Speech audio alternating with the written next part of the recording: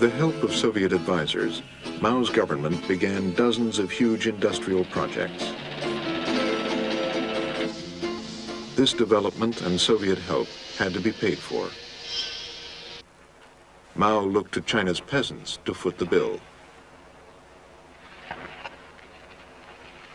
But traditional family farms could not produce enough to pay for industry.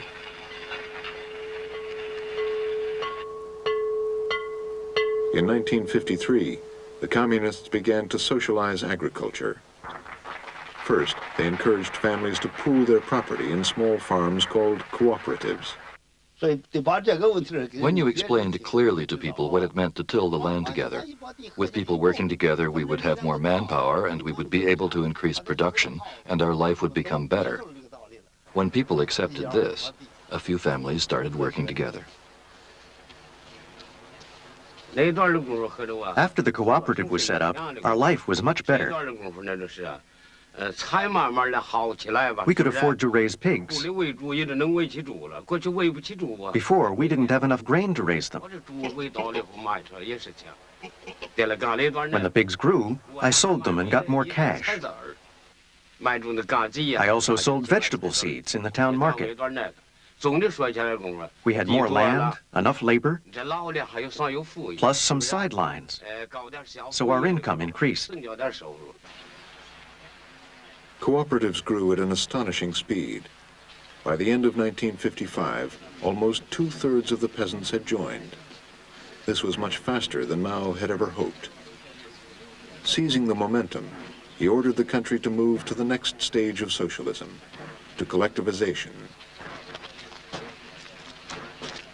But for most peasants, this was going too far. In collectives, private property was abolished. People had to give up their animals, their tools, and their land. Party officials put intense pressure on families to join. By then, people were unhappy. They weren't comfortable forming a collective with the whole village. Some villagers didn't get on with others. My father was quite well off, so he didn't want to join either. I was a party official in the village. I told him if I weren't an official, I wouldn't insist he join. If you didn't join, you wouldn't look good in front of your neighbors.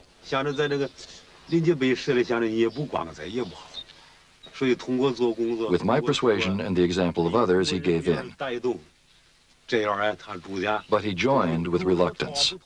His income was quite high. It went down after he joined, so he was unhappy.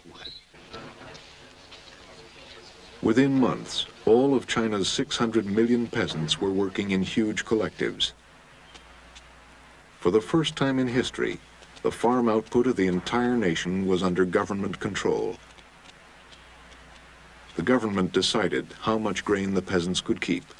The rest had to be sold at low prices to the state. The grain ration for the peasants was very low, not enough. Plus, you had to obey the leadership. You had to fulfill the state quota. State first, then the people. Peasants complained about the policies. They said, we can't keep one extra ear of grain for ourselves. Do you think this is fair? I said, it's not fair. So I wrote to the provincial leadership. Things couldn't go on like this. No matter how much you grew, you still had to give it to the state. You couldn't eat it. The province sent people down to investigate.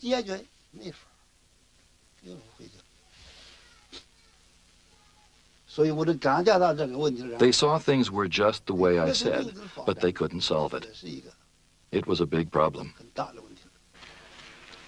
Collectives did not make the peasants better off, nor did they increase production. Mao still had to find a way to finance his vision of an industrial China.